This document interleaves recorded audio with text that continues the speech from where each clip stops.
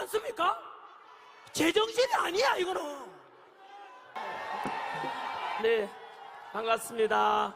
전한길입니다. 인사드리겠습니다.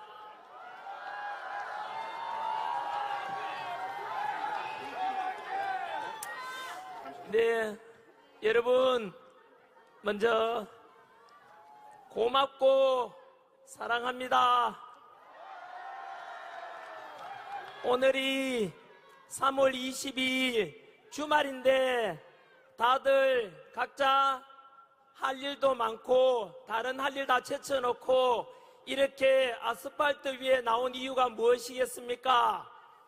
바로 자유민주주의를 지키고 또 우리나라 사랑하는 마음, 그래서 각자 태극기 들고 성조기 들고 나오신 모든 여러분들이 바로 진정한 애국자고, 여러분들 때문에 윤석열 대통령이 직무복귀될 것이고, 그 덕분에 우리 자유민주주의 대한민국은 제자리 찾아가고 더욱더 발전할 것이라 믿습니다.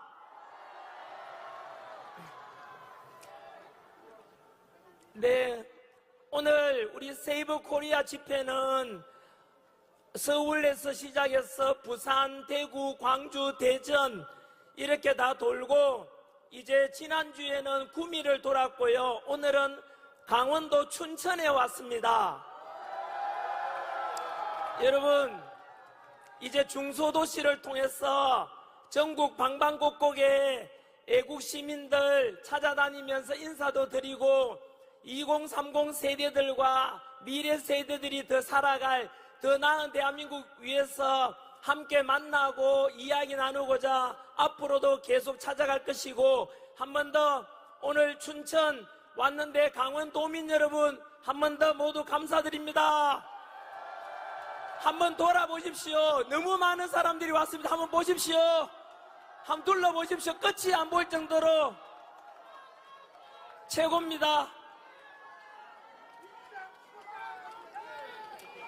강원도 지역 국회의원님께서도 조금 전에 본부석에 와 계시던데요. 같은 마음인 것 같습니다. 감사드린다는 말씀을 드리고 싶고요. 먼저 저는 크리스찬입니다. 저는 하나님을 사랑합니다. 그리고 자유민주주의 대한민국을 사랑합니다. 이렇게 모여가지고 하나님을 믿는 분들은 하나님께 기도하고, 또 부처님 믿는 분들은 부처님께 기도하고, 이런 자유민주주의 대한민국이 너무 좋지 않습니까? 반면에 북한이나 그리고 사회주의 중국에 가면은 당도 하나밖에 없고, 시진핑이나 김정은 비판하면은 잡혀가고 종교의 자유가 없습니다. 중국에 가면은 이미 교회가 다 불탔고요. 신장 위구르 지역이나 티베트 지역에 가면은 그 지역 불교마저도 모두 다 탄압을 당했습니다. 그래서 우리 자유민주주의 대한민국은 종교의 자유가 있고 신앙의 자유가 있는 이런 게 너무 좋지 않습니까? 중국하고 실용주의로 가는 건 좋겠지만은 그렇게 사회주의 체제가 되고 종교 자유도 없고 신앙 자유도 없는 그런 체제는 저는 절대 반대합니다, 여러분. 현재 우리가 오늘 여기에 왜 모였습니까? 뭐 축제를 즐기고자 모인 건 아니지 않습니까? 아시다시피 아직까지도 벌써 100일이 넘었지만 우리나라에는 대통령이 현재 직무 정지된 상태고, 국무총리도 탄핵 중에 있고, 경찰청장도 없고, 서울경찰청장도 없고, 국방부 장관도 없는, 어떻게 보면은 너무나 위기 상황 아닙니까? 그지요? 그래서 이 오늘 제 연설은 춘천에서 진행되지만은 여기 언론인분들이 많이 와 계시기 때문에 전국 방방곡곡에 많은 분들이 보고 계실 거라 생각이 듭니다. 저는 오늘 이 마이크를 들고 바로 정치하는 분들께도 부탁드리고 싶습니다. 정치하는 지도자들이 잘했으면은 우리가 이 주말에 아스팔트에 나와서 이럴 필요도 없을 것 아닙니까? 대한민국은 지금 현재 이 위기 속에서 탄핵을 찬성하는 쪽의 집회도 어느 쪽에 열리고 있을 거고요. 반대하는 집회도 이것처럼 너무나 많은 사람들이 모여가지고 목소리를 내고 있지 않습니까? 그래서 지금 대한민국은 너무나 안타깝게도 국민들이 거의 두 조각이 나 있는 상황입니다. 하지만 여러분, 제가 수능 강사할 때 학생들한테 그렇게 이야기했습니다. 인생을 살던 인생론도 그렇고 국가론도 마찬가지로 지금이 위기라면은 위기에는 두 가지 뜻이 포함되어 있습니다. 위험하고 기회의 합성어가 위기라고 합니다. 지금 쉽게 말하면 우리나라는 탄핵 정국 속에서 정치, 경제 힘든 것뿐만 아니라 사회적 갈등은 크게 달하고 있습니다. 모든 국민들께서 참으로 걱정하는 마음으로 이렇게 지켜보고 계시고 또한 이런 나라 살려야 되겠다 싶어서 놀랍게도 비상기업 상황에서 바로 우리 2030 청년 세대들이 먼저 뛰쳐나와가지고 이러면 안 되겠다 싶어 나왔지 않습니까? 저는 이렇게 생각을 합니다. 지금 현재는 TV만 켜고 유튜브에 들어가기만 하면은 온통 싸우고 뭐 그런 뉴스밖에 갈등 뉴스밖에 없지만은 이번에 탄핵 정국을 잘 극복하면은 아까 말씀드린 대로 위험은 기회와 합성 아닙니까? 위기가 그지요? 그래서 우리 대한민국이 망하기를 바라는 나라들이 누군지 압니까? 여러분, 사촌 논사면 배 아프다는 것처럼 국가관계도 마찬가지로 우리나라가 잘 나갈 때는 이웃나라가 못 나가고 이웃나라가 잘 나갈 때는 우리가 찌그러지고 그랬습니다. 일제 식민 지배를 할 때는 일본이 잘 나갔지만 우리는 식민 지배를 받았지 않습니까? 6.25 전쟁을 통해서 우리끼리 싸우는 동안에 일본이 그 6.25 물자 보급 때문에 다시 일어나게 됩니다. 이게 역사입니다. 따라서 이번 탄핵 정부 끝나고 나면은 왜 우리끼리 싸우고 우리끼리 분열해서 망하면은 이웃 나라들이 좋아하지 않겠습니까? 그런 짓을 할 필요가 없지 않겠습니까? 그래서 저는 분명합니다. 언제나 분열이 아니라 통합을 원하고 갈등이 아니라 화합을 원합니다. 그래서 지금은 이렇게 탄핵 때문에 갈라져 있지만은 한 번 더 말씀드리지만 이 탄핵 정을 우리가 지혜롭게 잘 극복하고 나면은 국민들은 다시 통합되고 자유민주주의는 더욱더 강화되고 새로운 더 강한 대한민국이 저는 이루어질 것이라고 믿습니다, 여러분.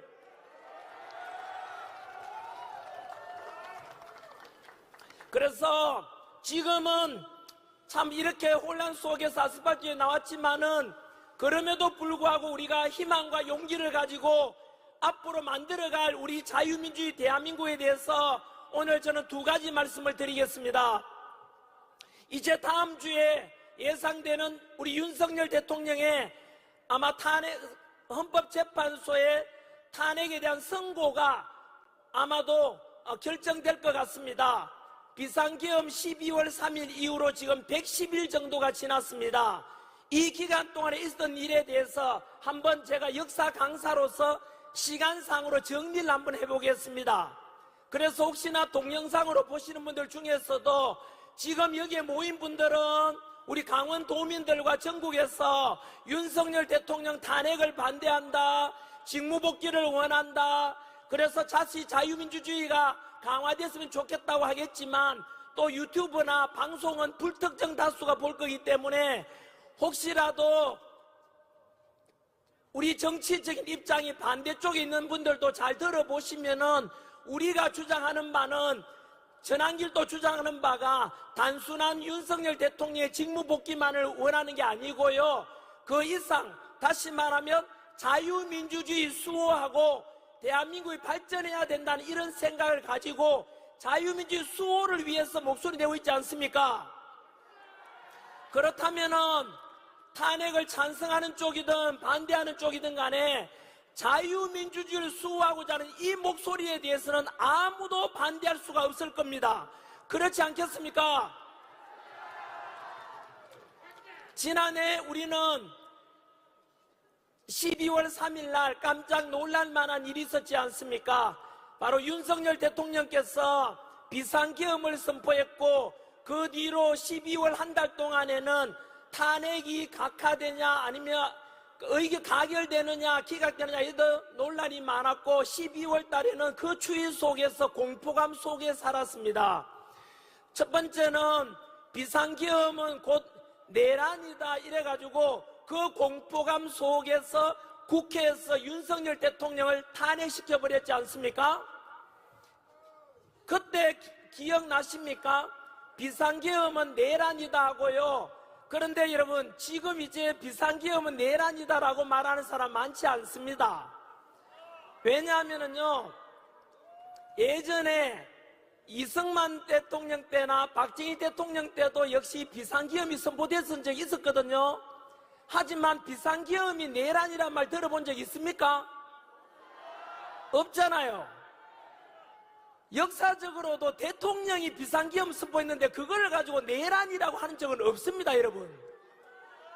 그러면은요, 그 당시에는 언론에서 막 떠드니까 윤석열 대통령이 내란이 모양이다 해가지고 국회의원들마저도 겁이 나가지고 대통령 그냥 탄핵시켜버렸어요. 심지어 여당인 국민의힘 의원들까지도 일부 동참했지 않습니까? 그리고 언론에서는 계속 내란 하니까 국민들도 마찬가지로 긴가민가 했지 않습니까? 그때 여러분, 윤석열 대통령 지지율이 몇 %였느냐 하면은 10% 되었어요. 이 말은요, 거의 90% 가까운 국민들이 바로 비상계엄은 잘못됐다, 내란일 수 있다 이랬던 것입니다. 부끄럽지만은 지금 돌아보면 전환길도 그랬습니다. 비상계엄은 뭐냐, 이거 21세기에 우리 민주화된 대한민국에서 이거 뭐냐. 저도 처음에는 미친 짓이라고 좀 극단적인 표현을 썼었어요. 하지만 여러분, 제 생각이 잘못됐지요. 여러분들은 언제부터 깨달은지 모르겠지만은, 그래서 비상계엄은 내란이 아니라 대통령 헌법에 규정된 헌법 66조에 나오는 대통령의 고유 권한이다. 그래서 우리는 무엇에 관심을 가지게 됐냐 하면은, 도대체 비상계엄을 그렇다면 왜 선포했지? 왜냐하면 비상계엄 선포했을 때는 그날 밤에는 너무 무서웠거든요. 혹시나 밤에 유혈 사태가 발생하거나 국회에서 군인들이 왔다 갔다 하니까 무서웠지 않습니까?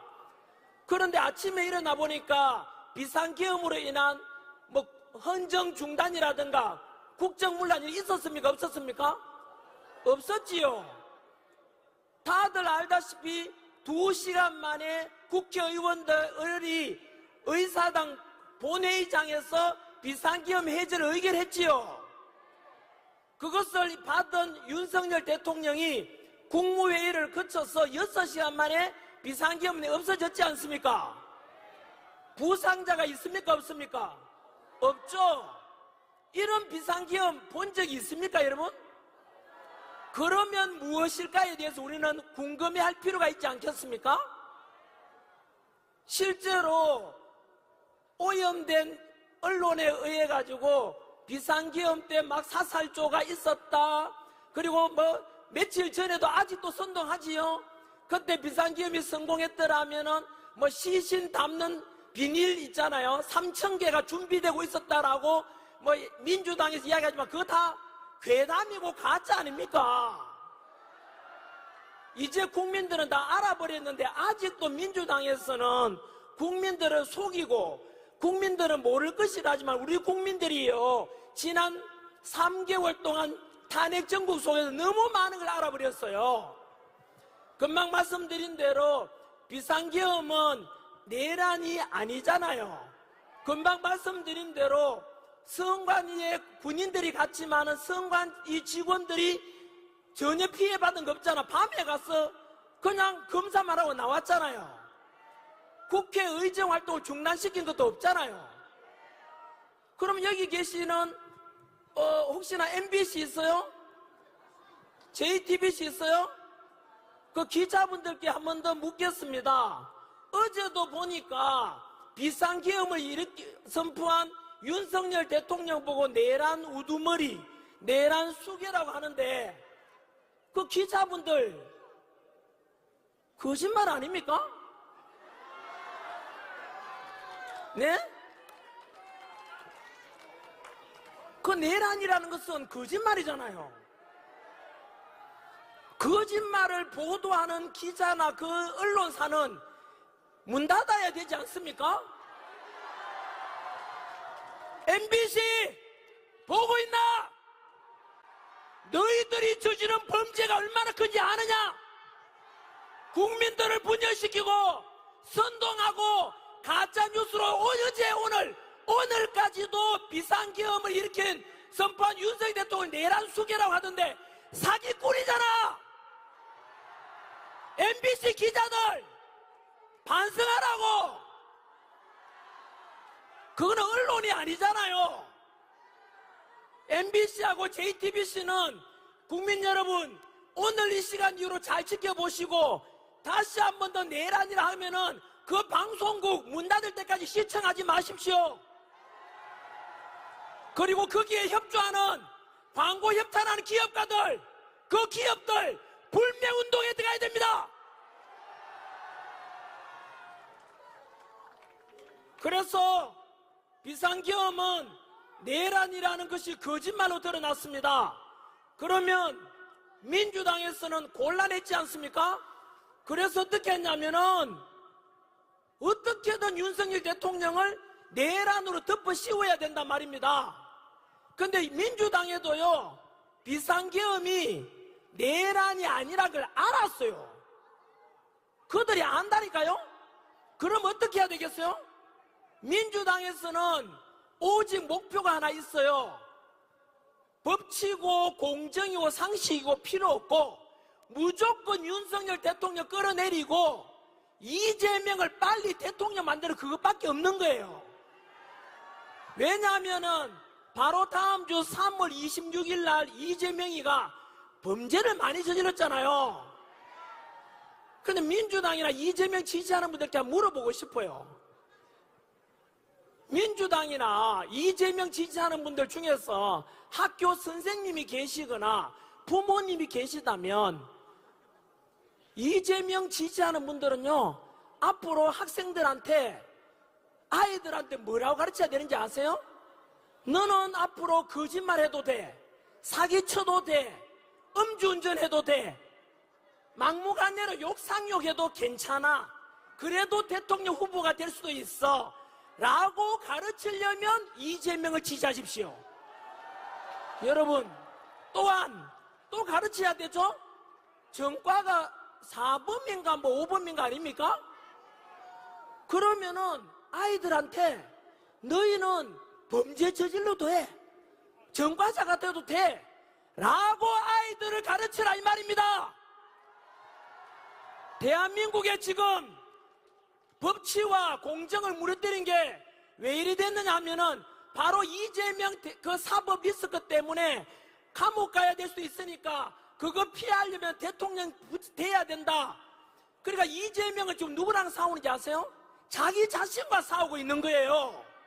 자기 자신이 과거에 저질렀던 범죄 때문에 거짓말, 그 범죄를 없었던 걸로 하려면 거짓말을 해야 되잖아요. 거짓말은 또 다른 거짓말을 낳잖아요.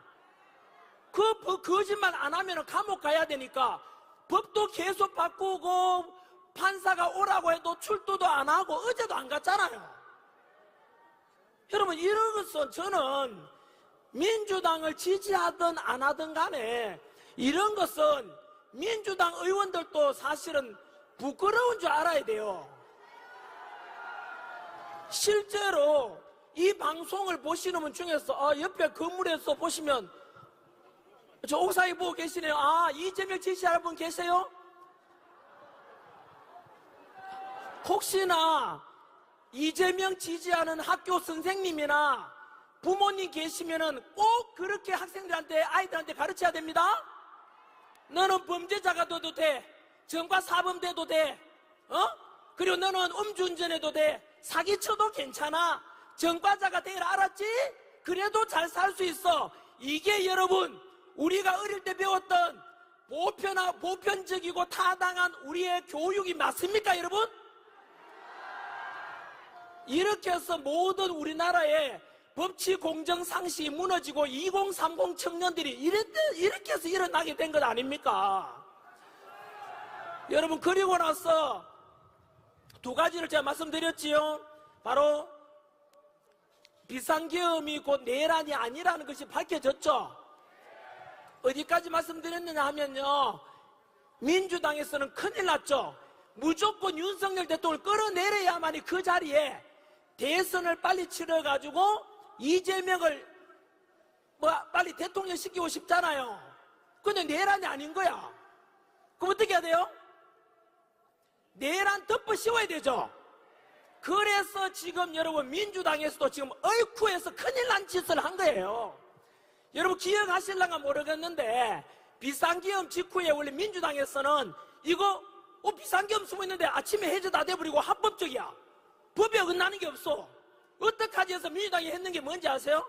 원래 대통령은 형사상에는 바로 내란이나 외환이 아니면 형사상 소출을 받지 않아요. 그래서 내란이 아니니까 뭐 했느냐면 외환을 덮으시고, 외환. IMF 외환 위기 그게 아니고요. 외환은 외부에서 남의 나라 쳐들어오게 만들어서 환란을 일으킨다는 뜻이에요. 그래서 여러분 민주당에서 뭐라고 했는지 아세요? 기억날 겁니다. 다 언론에 나왔었지 않습니까? 윤석열 대통령이 북한 김정은한테 이야기해가지고 풍선을 보내거나 드론을 보내가지고 국지전을 일으켜라라고 이야기했다고 합니다. 여러분 윤석열 대통령은 철저한 한미동맹, 철저한 반공, 그런 기본 정책이 있는데 어떻게 북한을 끌어들일 때 말이 됩니까, 여러분? 안 되니까 거짓말 하다가 민주당이 슬그머니 빠져가 외환이란 말 안 하잖아요. 그럼 또 어떻게 해야 돼요, 그만?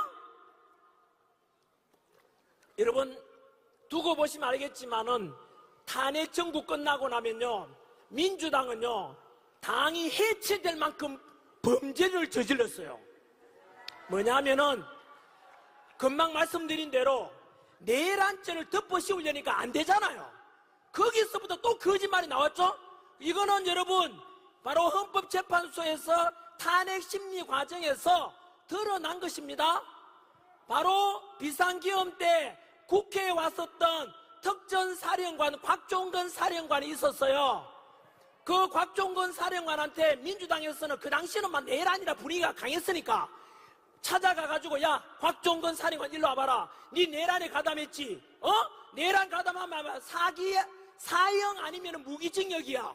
하니까 곽종건 사령관이 정신 똑바로 차리고 저는 명령에 따라서 뿐입니다 하면 될 낀데 뭐라 했는지 아세요? 그럼 어떡하면 돼요? 어떡하면 돼요? 이런 거야. 그러니까 민주당 김병주 의원, 민주당의 박범계 의원, 민주당의 부성찬 의원, 이런 의원들이 불러가지고, 야 우리가 너를 봐줄 테니까 너는 국회의사당에서 대통령이 국회의원을 끌어내라고 했다고 가짜 증언을 하라고 회유를 한 거예요. 그러니까 곽종건 사령관이 그 회유에 넘어가가지고 뭐 했습니까? 국회에 가서 리허설, 취사절 리허설도 하고 김병주 의원이 운영하는 유튜브에 출연도 했어요. 그 긴박한 와중에 가서 거짓말 했는 것이 지금 드러났다 아닙니까? 여러분 거기다 또 뭐인지 아세요? 또 윤석열 대통령이 국정원 차장 홍장원 차장한테 지시를 했다라고 홍장원 차장이 또 거짓말하죠? 뭐라고 하냐면 윤석열 대통령이 체포 명단을 지시했다는 거야. 그런데 이 홍장원 차장이 대통령으로 받았다는 그 메모지가 체포 명단이 바뀌고 조작되고 그거 다 드러났어요 이미. 그게 바로 민주당의 박선은 의원이 주도했어요 그거를. 여러분 제가 금방 부드럽게 이야기했지만 이게 여러분 얼마나 소름 끼치는지 아세요? 여러분, 이게 무슨 말이냐면은 비상계엄은 내란이 아니니까 내란죄를 덮어씌우려고 하니까 외환죄 덮어씌우려 하다가 실패했고 내란죄 덮어씌우려니까 안 돼. 그래서 저 거짓말로 윤석열 대통령이 거짓말로 내란을 덮어씌운 거예요. 이게 여러분 두고 보시면 알겠지만은 이건 뭐냐면은 조선시대로 따진다면 역적 모의, 역모입니다. 역모. 이거 조선시대로 따진다면은 삼족을 멸해야 되는 역적이라고, 역모라고요. 이만저만한 문제가 아니잖아요. 멀쩡한 대통령을 내란죄 덮으셨다는 게 말이 됩니까, 여러분? 이게 민주당이 했는 짓거리 아닙니까? 두고 보시면 알 건데 민주당의 김병주 의원, 부성찬 의원, 박범계 의원, 박선원 의원은 두고 보시면 알겠지만 내란을 모의했는 걸로 아마 범죄 혐의가 적용될 것으로 예상됩니다, 여러분. 이것은 곧 무엇을 말하는지 아십니까? 그 민주당은 우리 민주주의의 대한민국의 정당으로 그러면 안 되잖아요. 향후에 이것은 위헌정당 심판의 헌법재판으로 갈 수가 있어요. 쉽게 말하면 대통령을 내란 혐의 덮으셔서 끌어내고자 했다는 것은 역적 모이기 때문에 이게 진정한 내란입니다, 민주당이. 여러분, 이거는 민주당이 향후에 해산해야 될 사유가 될 수 있는 거예요. 저는요, 학생들 가르치 입장에서 상식적으로 이해가 안 돼요. 어떻게 민주당이 그렇게 해서 속이고 진짜 될 줄 알았던 거예요. 그게 드러났지 않습니까? 어떻게 저는 그런 상상을 했는지 도저히 이해가 안 됩니다. 아무튼 여러분, 그 뒤로 우리가 또 알게 된 게 뭡니까? 바로 대통령을 체포하고 구속하는 과정도, 또는 대통령의 잘못이 있으면은 우리가 바라는 말은 뭡니까? 헌법과 법률에 따라서 윤석열 대통령이 잘못했으면 당연히 처벌 받아야 돼요. 그런데 우리가 바라는 건 뭡니까? 2030 세대들이 바라는 게 뭔데요? 공정과 상식과 법치를 그에 따라서 합당하게 대통령을 체포하고 법에 따라서 구속하면 되지 않습니까? 그런데 지금 드러난 게 뭡니까? 또 드러났잖아요. 100일 동안에 다 드러난 거죠. 바로 대통령 체포 과정에서 여러분, 수사권이, 내란죄에 대한 수사권이 공수처가 있습니까, 없습니까? 공수처는 내란죄에 대한 수사권이 없고 내란죄는 오직 경찰만이 수사할 수 있어요. 그런데 지금 공수처에도 수사했지 않습니까? 알고 보니까 공수처장이 오동훈 처장인데 그게 바로 우리법 연구회 후신 국제인권법 연구회 같은 겁니다. 민주당 끈앞풀이였던 거죠. 그러니까 여러분, 무리한 체포 기억나십니까? 대통령 관저에 경찰 3,000명 풀어가지고 대통령 끌어내라 그랬죠. 비상계엄 때 국회에 갔는 군인이 몇 명인지 아세요? 280명이에요. 실탄도 없었잖아요.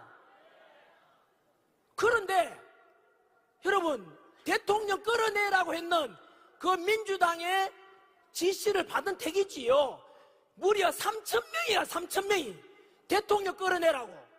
여러분, 윤석열 대통령은 엄연히 국민이 뽑은 현직 대통령입니다.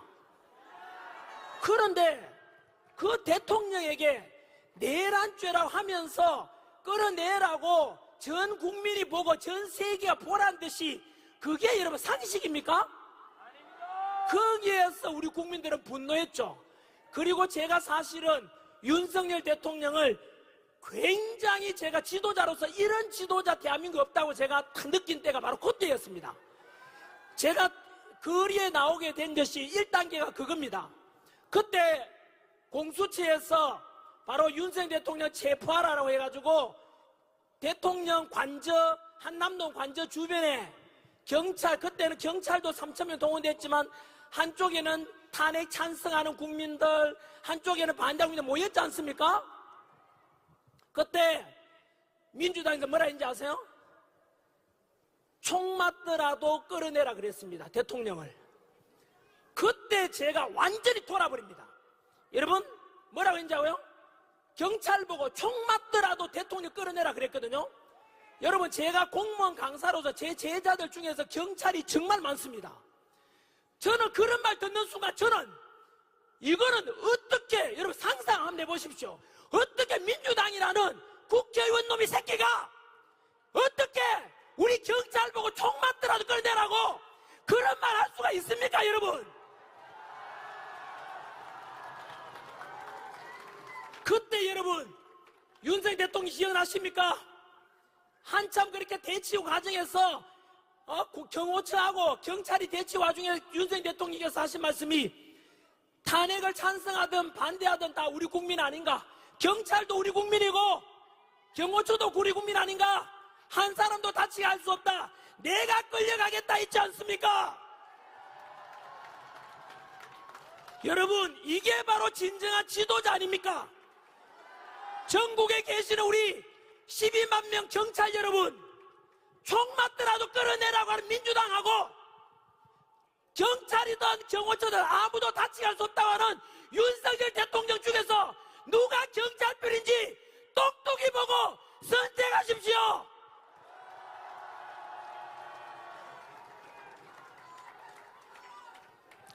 그때 저는 결심했습니다. 사실은 이렇게 국민들을 위해서 희생하겠다고 하시는 이런 지도자가 제가 가르쳐온, 학생들이 가르쳐온 진정한 지도자입니다. 어려울 때 내 몸을 아끼지 않고 백성들, 국민들을 위해서 희생하겠다는 그게 진정한 지도자 아닙니까? 그래서 그때 저는 결심했습니다. 사실상 이렇게 국민들을 아끼고 불법이 없었음에도 불구하고 억울하게 끌려가고 억울하게 체포되고 억울하게 구속되는 저 대통령 우리가 살려내야 되겠다. 저도 그때 결심한 것입니다.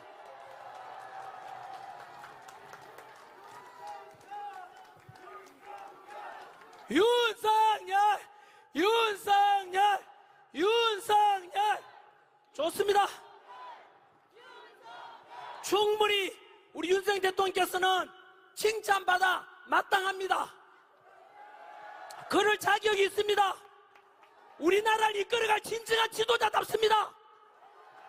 역사 속에서 어려워져 보면은 그때 모든 것이 드러나는데 바로 그 다급한 상황에서 국민들을 다치게 하면 안 된다. 내가 끌려가겠다 했던 저는 그 마음이 진정성 아니겠습니까? 그 뒤로 헌법재판소의 시간이 됩니다. 그런데 헌법재판소도 마찬가지로 재판 심리 과정을 또 다 받지 않습니까? 원래 대통령 탄핵 심리는 180일 안에 이루어지면 됩니다. 6개월간 여유가 있지 않습니까? 적어도 내란죄도 아니지만 내란죄라 하더라도 설령하더라도 한 나라의 대통령이 아닙니까? 국민이 뽑은 지도자 아닙니까? 6개월간 충분히 뭘 잘못했는지 알아보고 심판해야 될 거 아닙니까? 그런데 기억나시죠? 윤석열 대통령이 심지어 그 헌법재판 직접 출석하셔가지고 변론하는데도 문영배가 뭐라 그랬습니까? 초식에 재놓고 끊었지 않습니까? 그때 여러분 기억나십니까? 춘천지검 아닙니까 이게? 춘천지법입니까? 그때 그분이 판사분이 말씀하시기를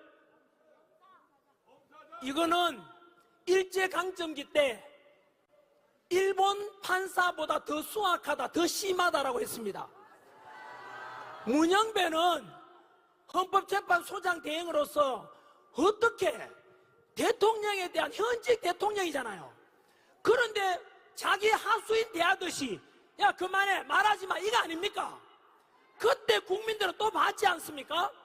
그리고 그때 기억나십니까? 그게 1월 달이었습니다. 2월 이어질 때인데 왜 그래 급하지? 180일 동안 충분히 심판하고 재판해야 되는데 왜 그렇게 다급하게 하느냐라고 국민들이 궁금했지 않습니까? 말이 안 되잖아요. 이유는 알고 계시죠? 바로 다음 주가 되면은 이유를 정확하게 알 수 있지 않습니까? 역시 퍼즐이 맞춰지죠? 왜 그렇게 급하게 재판을 진행했을까?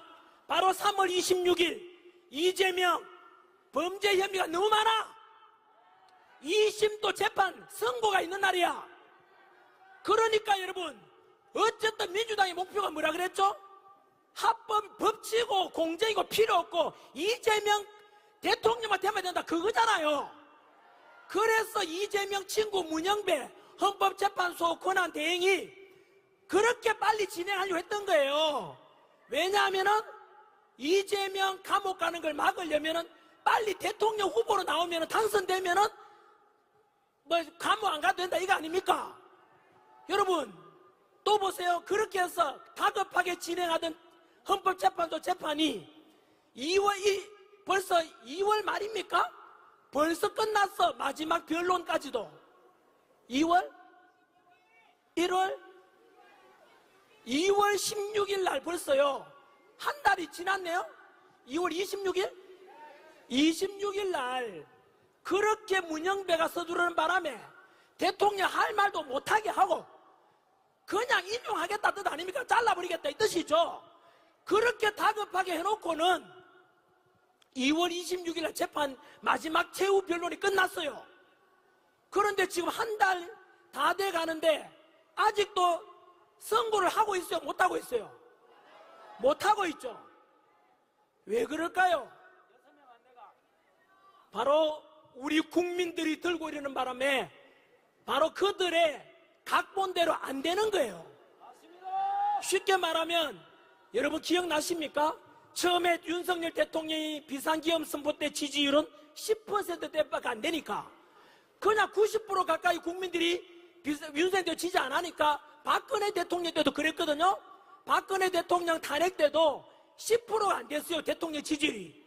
그러니까 헌법재판관 안에서도 박근혜 대통령이 탄핵감이 아닌데? 라고 했지만 국민들 90% 이상이 탄핵하라 하니까 그냥 그 촛불에 타 죽을 것 같아가지고 그냥 탄핵 다 해버렸대요. 지금은 우리 알아버렸죠? 여러분, 2주 전 3월 8일 날 윤석열 대통령께서 구치소에서 석방될 때 기억나십니까?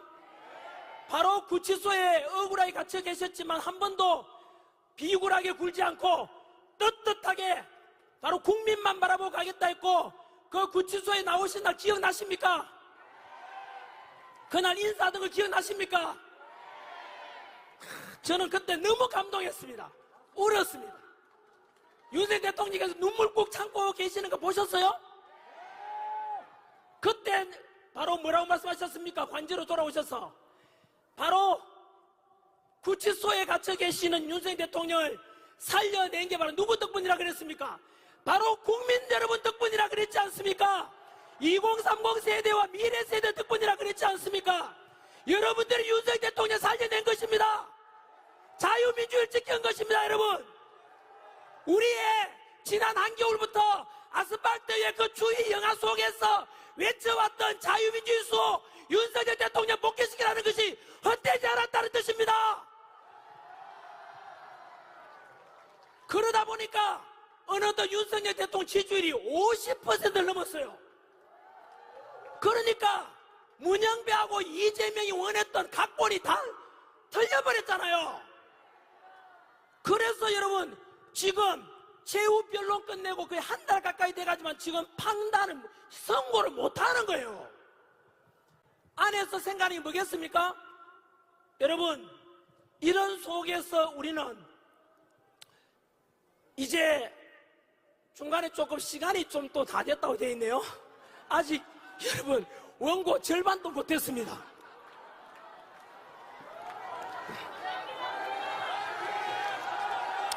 춘천 너무 좋습니다. 강원도 사랑합니다. 국민 여러분 사랑합니다. 이것이 저의 마음이 아니라 윤석열 대통령의 마음 아니겠습니까? 윤석열 대통령 보고 계시죠? 태극기 흔들고 성조기 흔들고 이게 뭐겠습니까? 한미동맹을 통해서 우리나라 국방을 든든히 하고 윤석열 대통령 사랑하는 마음 표현 아니겠습니까?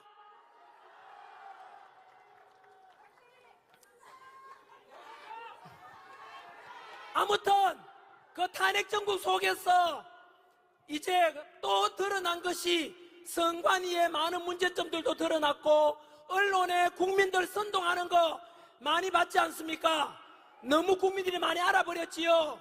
그래서 비상계엄은 곧 내란이 아니라 비상계엄은 곧 뭐다? 계몽령이다. 동의하십니까? 여러분, 그 와중에 무엇을 우리 알게 됐습니까? 윤석열 대통령 탄핵을 그만 왜 시켰지? 민주당이 진짜 우리 윤석열 대통령이 그렇게 잘못을 많이 했는가?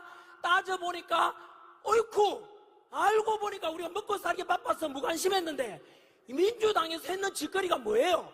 몇 번의 탄핵? 29번의 탄핵을 했는 거야. 그 탄핵 여러분 지금 헌법재판에 보냈는데 하나라도 탄핵 민주당 요구대로 가결된 게 있어요 없어요? 하나도 없어요. 8대 뻥이야. 8대 뻥. 전부 기각이야. 다음 주에 바로 3일 뒤에 있게 될 한덕수 국무총리님이 각하 기각 끝났어. 윤석열 대통령도 또 각하야. 여러분 이미 나와가 있어요. 이재명은 유죄 판결이야. 그거는 법에 따라 전환결의가지고 그거 아는 게 아니고 여러분 왜 그러냐면 그만 민주당이 답변해야 되죠. 야 민주당 너희들 탄핵 재미로 하냐? 아니 여러분 이제 돌아보십시오. 그러면 이렇게 비상계엄을 선포하는 건 합법적이었고 29번의 탄핵과 부정선거 의혹과 반국가 세력들이 넘쳐나는데 윤석열 대통령의 비상계엄은 전환길이가 대통령이 했다면 내라도 비상계엄 선포할 수밖에 없었습니다. 여러분 그 비상계엄 덕분에 뭘 알게 됐습니까? 민주당의 검은 내막을 다 알게 됐지 않습니까? 헌법재판소가 완전히 썩어 빠졌다는 것도 알게 됐지 않습니까? 선관위가 정상입니까? 선관위 맞죠? 878건의 부정비리 상상을 초월하지 않습니까? 그거 비상계엄 아니었으면 우리 알겠습니까? 언론이 이렇게 민주당 끈앞불이 돼가지고 윤석열 대통령 무조건 내란이라고 하는 이런 언론, 이런 더러운 언론들 우리 몰랐지 않습니까? 비상계엄 덕분에 알게 됐죠.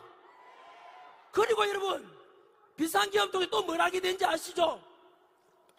대통령의 그 민주당에서 그 탄핵했는 것 중에 감사원장 탄핵이 있어요. 감사원장 돌아왔죠 이미. 그 탄핵 사유가 뭔지 아세요? 전에 문재인 정부 때 미군의 사드 배치가 있었죠. 그 사드 배치는 미국의 군사 기밀이에요. 그 1급 비밀을 문재인 정부 때 정의용 안보실장이 중국에다가 넘겨주려다가 들킨 의혹이 있다는 거예요. 여러분 이거는 뭔지 아시죠? 1급 군사 비밀을 중국에 넘겨주는 거예요. 이걸 감사원에서 첩보를 입수해서 감찰을 하겠다는 겁니다. 그런데 민주당이 여러분 어떻게 했죠? 그 여러분 간첩 잡겠다는 감사원장을 탄핵했던 거예요. 민주당은 답변해야 되죠? 야 민주당 너희들은 중국 땅이야? 중국 공산당이야?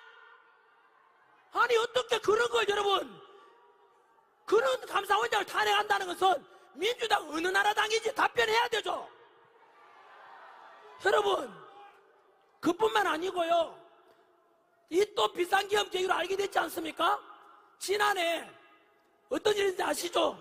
바로 부산에 정박 중이던 미국 항공모함을 중국 유학생이 드론으로 그 사진 찍고 하다가 들켰거든요. 그냥 중국 유학생인 줄 알았는데 그 잡혀가 포렌식 수사해 보니까 2년 동안 바로 우리나라 국정원 사진 다 찍고 평택 미군기지 사진 다 찍고 여러분 유학생이면 그런 할 리가 없죠. 알고 보니까 중국의 핵심 공산당원이야. 여러분 그러면 간첩 아닙니까? 그러면 여러분 그 간첩죄를 적용해서 잡아야 되는데 그래서 지금 현재 우리나라 법은 간첩죄는 북한 사람만 이렇게 간첩을 적용할 수 있는데 우리나라의 반도체 기술 빼가는 사람들 우리 석유가 납니까? 지하자원이 납니까? 첨단 기술을 먹고 살잖아요. 그 반도체 기술 빼가고 군사 기밀 빼가는 뭐 중국인이나 외국인에 대해서 간첩죄 적용해서 우리 걸 지켜야 될 거 아니에요. 그렇게 해서 북한 사람 말고도 외국인이든 중국인이든 간에 우리나라 군사기밀 빼가고 우리나라 첨단기술 빼가면은 간첩죄를 적용해서 처벌을 강화하자라고 했는데 그 간첩죄 개정을 반대했는 게 누굽니까? 이거는 또 민주당이 답변해야 되고, 그 건물 위에서 민주당 지지하시는 분들, 이재명 지지하는 분들 답변 한번 해보세요. 여러분들이 사기당한 거예요. 민주당 좋아했는데 진보인 줄 알았는데, 나도 진보다 민주당 지지다 알고 보니까 지금 민주당 했는 게 뭐라고요? 저는 여러분 근거 없는 이야기 안 합니다. 오직 꿈에라도 거짓말하지 말라, 진실만 말하는 거예요. 결국은 또 민주당이 답변해야 되죠. 민주당, 그러면 간첩을 봐주자는 말이네. 민주당은 도대체 간첩 옹호하는 당인지 답변해라. 알겠냐? 여러분, 답변을 넘어서 이런 민주당이 우리나라 당이 맞습니까, 여러분? 민주당 지지했던 분들 지지하는 건 좋은데 알고는 있어야 되지 않겠습니까? 그래서 저는 민주당은 향후에 두고 보시면 알겠지만은 이재명 감옥 보내는 거 막으려고 하다가 너무 나쁜 짓과 불법과 공정을 다 무너뜨려 버렸어요. 그러면 민주당 안에서도 흔히 말하는 이재명 지지 안 하는 사람도 있을 거 아니에요. 그러면 그 사람들은 선하고 민주적이냐? 천만에요. 그들 또한 마찬가지로 간첩죄 개정을 반대하는 데 동의했고, 윤석열 대통령 탄핵하는 데 동의했고, 그런 걸 통해서 이재명하고 똑같은 부역자들입니다, 여러분.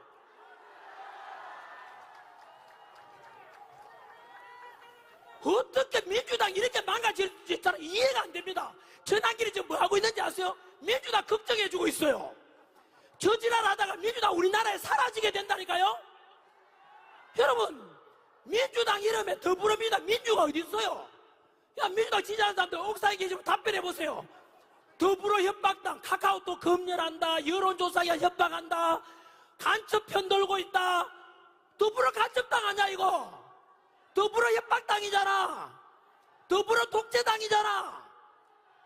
앞으로 민주당은 당명을 개정해라. 더불어 독재당, 더불어 협박당, 더불어 공산당 하면 좀 내가 심했나?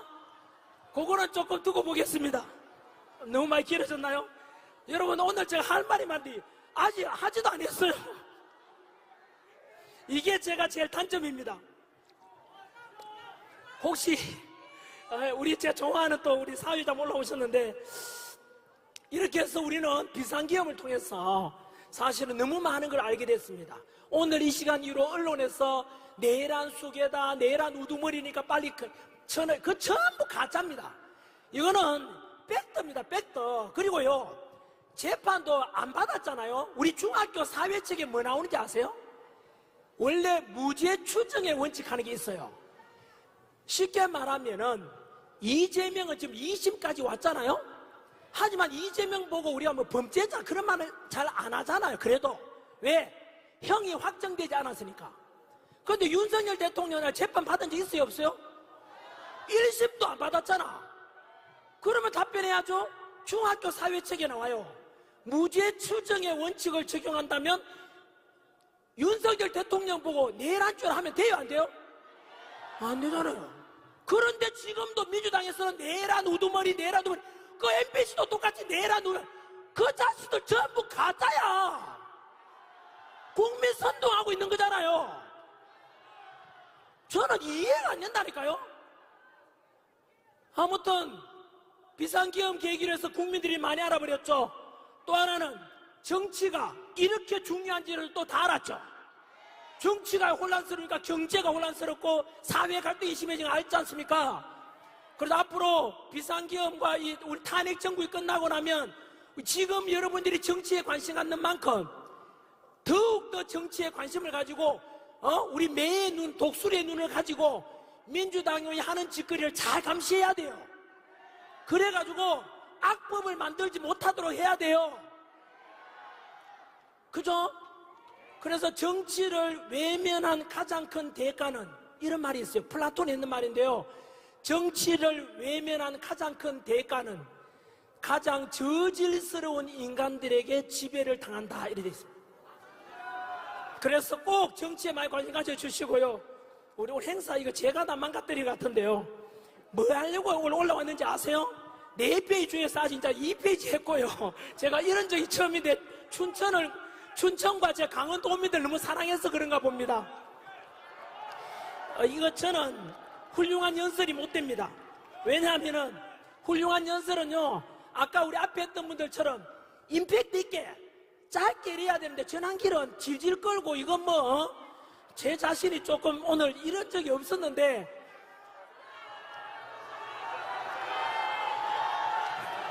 여러분 하나만 더 말씀드릴게요. 29번의 탄핵 그리고 전환기를 하지 마세요. 전환기를 뭐라고요? 전환기는 무슨이고 윤석열 대통령 우리 국민들이 주인공이라 했잖아요. 저는 무슨이니까 됐고요. 있잖아요. 여러분 29번의 탄핵에다가 지난주에 30번 탄핵도 제안했죠.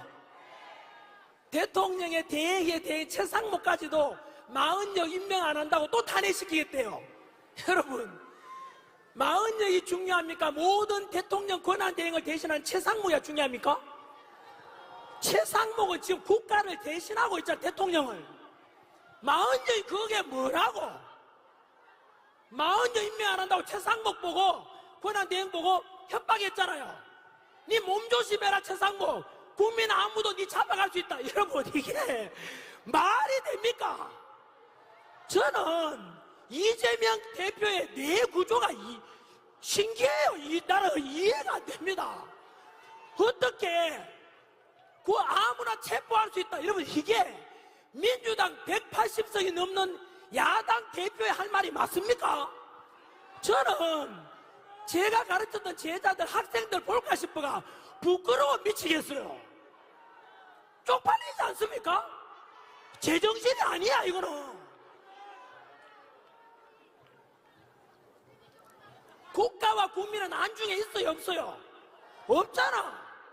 이재명 지지했던 사람들 답변 한번 해봐요. 예? 아니 40명 임명 안 한다고 그 40 임명 안 하고도 헌법에 어긋난 게 아니거든. 안 그렇습니까? 근데 그냥 협박하고 빨리 임명하라 그러니 여러분 저는 상식적으로 이해가 안 돼요. 자, 아무튼 정리하면 민주당은 국가와 국민은 안중에 있다 없다? 없습니다. 그래서 향후에 이제 마지막으로 요 주제를 말씀드려야 되는데 영민씨 사랑합니다. 사랑합니다. 10분만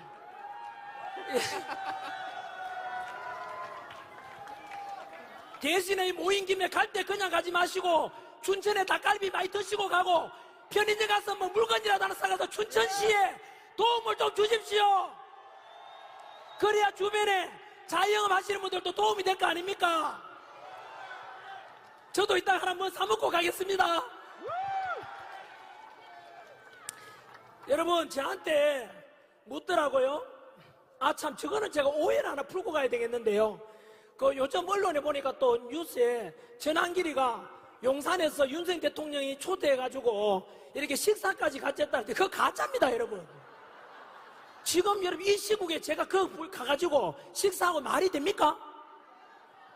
여러분 두고 보시면 알겠지만 윤석열 대통령께서 이것도 보실지 모르겠지만 저는 언제나 머슴이라 했듯이 윤석열 대통령이 용산에 오라고 저보고 불러도 국민들 대신해서 딴 분들 보니 저는 안 갈 겁니다. 왜냐하면은 여러분 오늘 아침에도 제가 아침에 헌법재판소 갔다 왔거든요. 일주일 오늘 9일째 갔어요. 매일. 왜 갔는지 아세요? 사진 찍으러 가고 그게 아니고요. 거기에 기자도 없습니다. 왜 가는지 아세요? 거기에 가면 헌법재판소 앞에서 25일째 단식하고 계시는 전지영 씨도 계시고 여러분 그분 벌써 병원 몇 번 갔다 와서 제가 오늘 아침에도 부탁드렸어요. 윤석열 대통령 어제 담화문을 발표했지 않습니까? 생명이 더 소중하다고 탄핵보다도 그건 얼마나 감동적입니까? 여러분 안 그렇습니까? 그래서 이제 단식을 거두십시오 뭐 그랬지 않습니까? 저 눈물 나지 않습니까? 얼마나 고맙습니까? 그래서 제가 거기에 단시하면 여러 분 계시거든요. 제가 무릎 꿇고 부탁했어요. 생명을 지키셔야죠. 그래서 윤석열 대통령 다음 주가 되면 직무 복귀돼가지고 다시 자유민주주의 수호하고 잘 사는 걸 봐야 되지 않겠습니까? 생명 위독하면 안 되지 않습니까? 하면서 제가 부탁드리러 갔어요. 그리고 그분들 보시면은 진짜 밤새도록요, 그 설이 맞으면서 그 추위에 지금 헌법재판소에 계시는 분들 보면은 그분들 이름이 있습니까? 얼굴이 있습니까? 뭐 있습니까? 아무 이름, 여러분도 똑같잖아요. 이름도 없이, 얼굴도 없이만 묵묵하게 태극기 들고 성조기 들고 대한민국 지키겠다고 하시는 여러분들이 위대한 것입니다. 여러분, 위대한 주인공이죠. 그래서 저는 그분들 앞에 미안해가지고 저는 잠시 갔다 오면 되잖아요. 그분들이 진짜 애국자고 여러분들이 애국자인 거예요. 그래서 저는 우리 7, 80년대 또 민주화 운동 해가지고요, 민주당 운동은 같이 희생했는데 민주당 의원들 중에요, 민주운동도 아니에요. 국가보안법 위반이 그 수두룩해요. 그래서 그분들이 혼자 열매 다 따먹고 있잖아요. 맞잖아요. 저는 그런 거 싫습니다.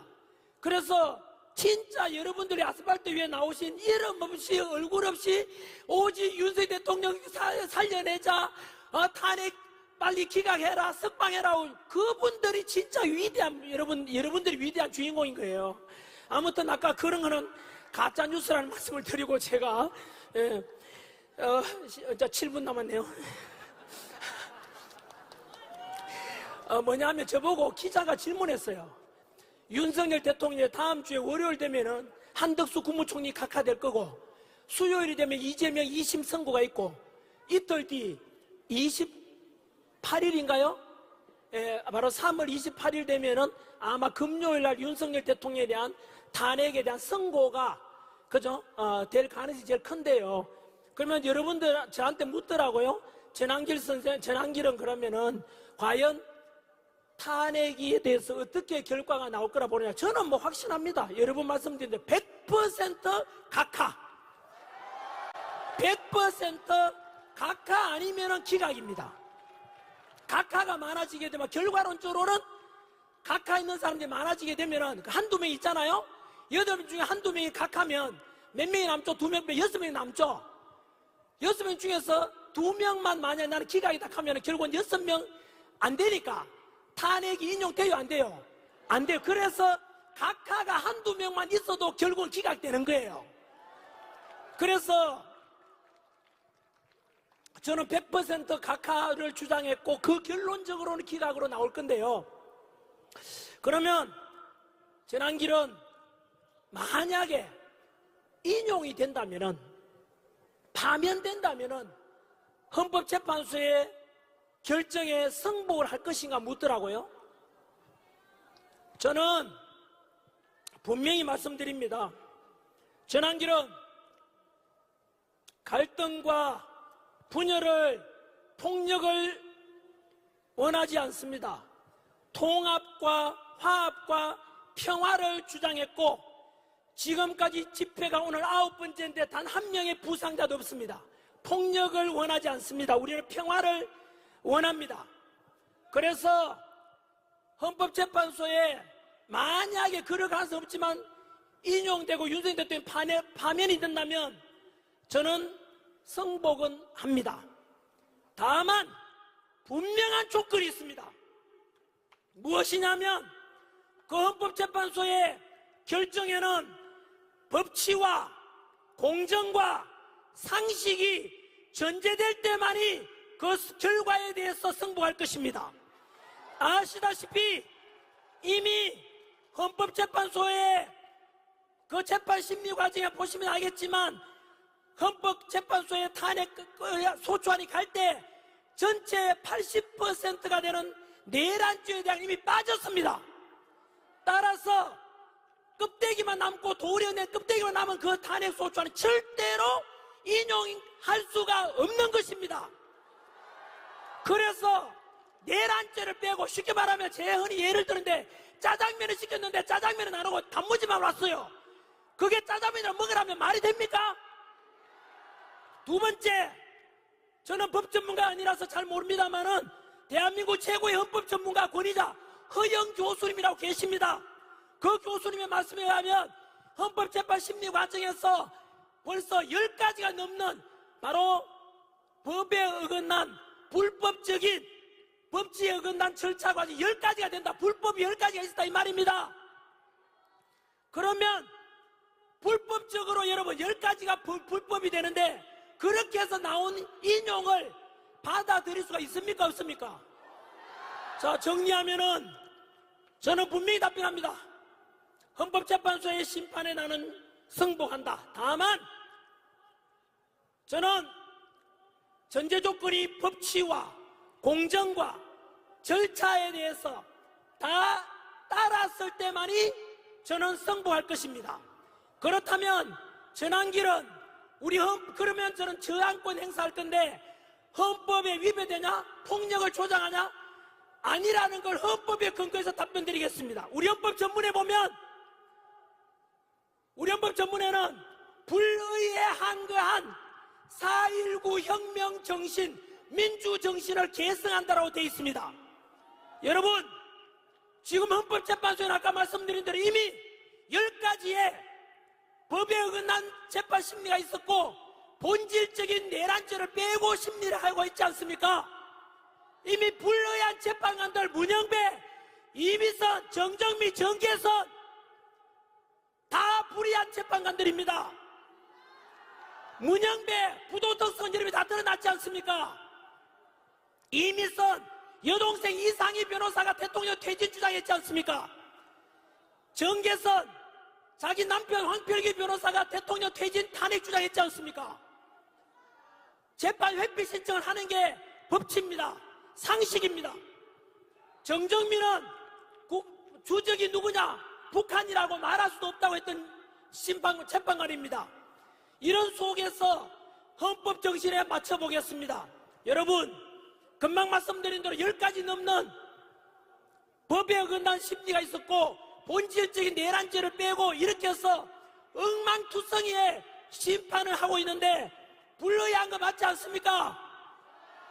불의한 그런 헌법재판소의 결정에 따라서 인용이 된다면 파면된다면 그 불의에 맞서는 것을 저항하는 것이 바로 우리 헌법 정신입니다. 여러분, 만약에 언론에서는 시끄럽다, 헌법재판소가 불법이든 법치에 어긋나든 공정이 무너졌든 무조건 따라라고 하는 언론이 있다면, 그런 민주당이 있다면 그것은 국민들을 개돼지로 보는 것이며 민주주의에 그리고 우리 헌법 정신에 완전히 정반대되는 주장이라고 저는 주장합니다. 그로 인해서 헌법재판관들도 알 것입니다. 절대로 제가 말씀 그런 근거에서 100% 대통령에 대해서는 각하와 그리고 기각이 될 것임을 저는 확신하는 것입니다.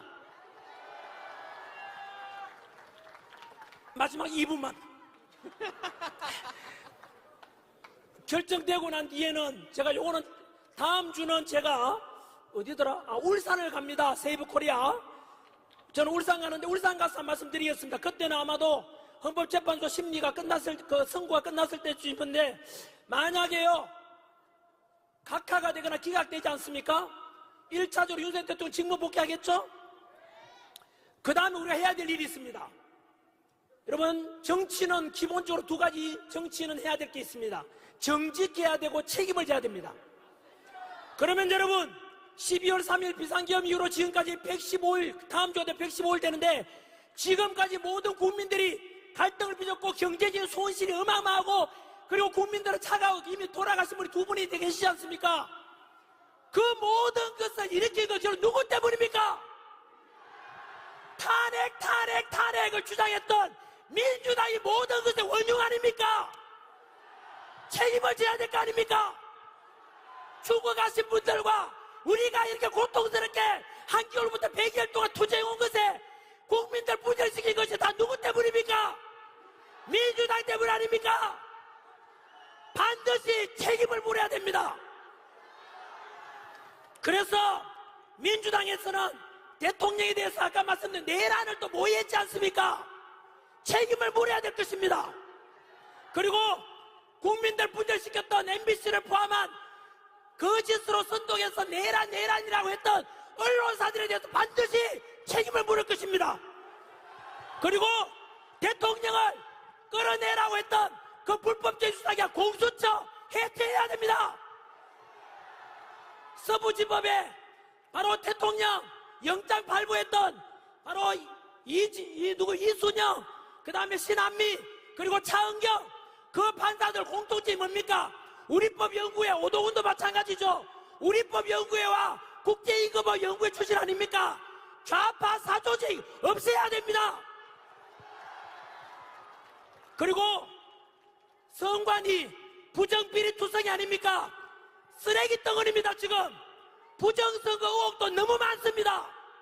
전환길 부정선거에 대해서 음모로 나뉜가 하는데 네가 몰라서 그런 거잖아. 이영도 PD라고 있어. 이영도 KBS PD 유튜브에 가서 한번 보시라고요. 증거가 넘실합니다. 여러분, 제가 다음 주에 금요일날 바로 아시아투데이 가서 이영도 PD랑 같이 부정선거에 대한 방송을 또 합니다. 이것이 잘 들어보십시오. 부정선거가 있었던지 없었던지 우리가 국민들이 불신이 많고 비리 덩어리 선관위 아닙니까? 이렇다면은 지금 전산 조작이라든가 해킹 위험이 있다고 윤석열 대통령께서 비상기업 스포츠도 말씀하셨잖아요.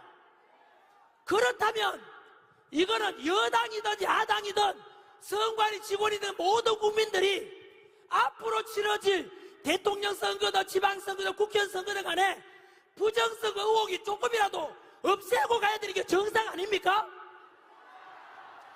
여러분, 우리 80 넘은 우리 할머니께서 휠체어 타고 지팡이 짚고 나와서 투표하러 오는 이유가 뭡니까? 민주주의의 근본은 투표고 내 소중한 한 표를 도둑 맞지 않으려고 오는 거 아닙니까? 그런 분의 투표가 소중하게 될 수 있으려면 투표가 불공정이나 부정이나 있으면 안 되지 않습니까? 그래서 이번 기회에 아예 선거제도, 투표제도를 개선해서 대만식으로 가면 됩니다. 대만이나 독일은 절대로 전산하지 않습니다. 초등학교 반장 선거 하듯이 그 자리에서 투표하고 그 자리에서 개표하고 참관인들 보는 가운데 그 자리에서 집계까지 다 해요. 투표 민족 있어요 없어요? 없어요. 사전 투표 있나요 없나요? 없어요. 왜 그럴까요?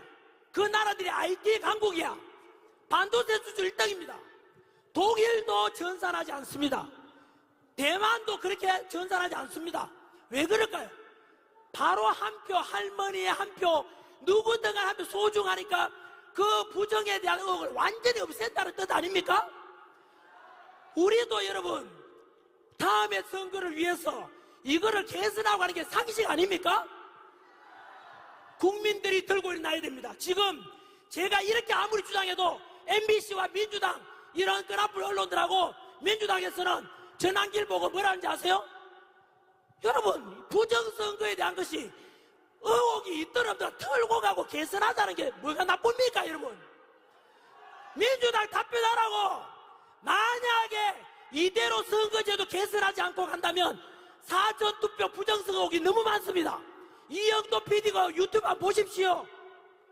보시면 통계로 말합니다. 통계로 전산 조작의 가능성이 있으니까 그런 거 없애고 우리가 투명하게 하자고 해야 되는데 민주당은 답변하라고.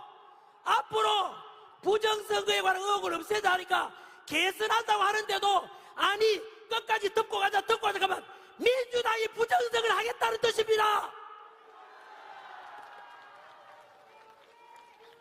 책임을 물어야 됩니다.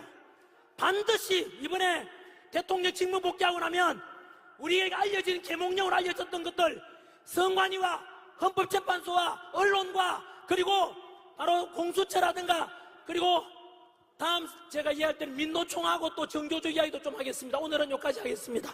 여러분 마지막으로 소망합니다. 제가 처음에 말씀드렸지요. 지금 대한민국은 위기입니다. 위기 뜻이 뭐라 했습니까? 위험과 기회의 합성입니다. 지금은 국론이 분열되어 있고 이렇게 나뉘어져 있지만 이번 헌법재판소에 다음 주에 있을 바로 대통령에 대해서 탄핵에 대해서 각하 기각되고 대통령 직무 복귀해서 한미동맹을 통해서 트럼프 대통령하고 조기에 빨리 정상회담 하시고 안보도 튼튼히 하시고 국가 시스템을 정상화시키시고 그래서 우리 국민들이 바라보는 그리고 그 소망했던 자유민주를 지켜야 되지 않겠습니까? 그리고 나서 바로 제2의 건국이라고 봐야 됩니다. 우리가 이 탄핵 정부에 드러났던 수많은 문제들을 업그레이드 시키고 개선해야 되지 않겠습니까?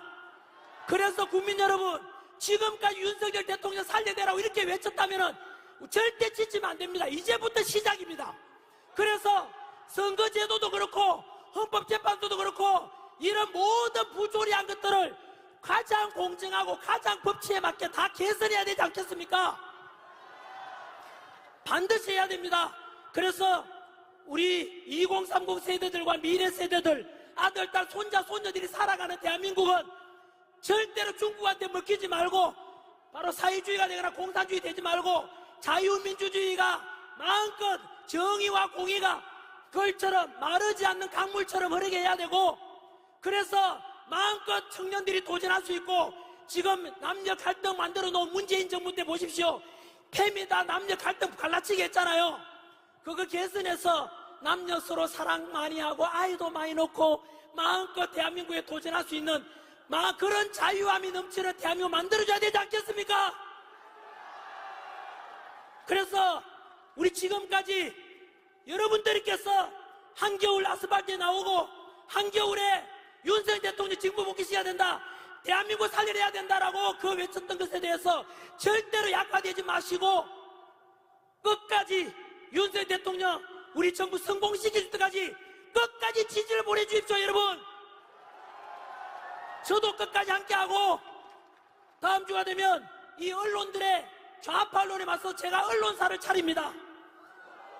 그래서 국민들에게 오직 꿈이라도 거짓말하지 말라는 그 기준대로 정직한 언론으로서 대한민국 국민들에게 이 옳고 그름에 대해서 분명히 제가 사실 팩트 그대로 알려드리도록 하겠습니다. 감사합니다. 감사합니다.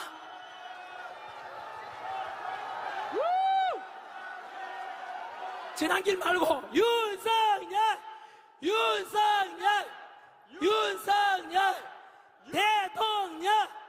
대통령 윤석열 대통령 사랑합니다.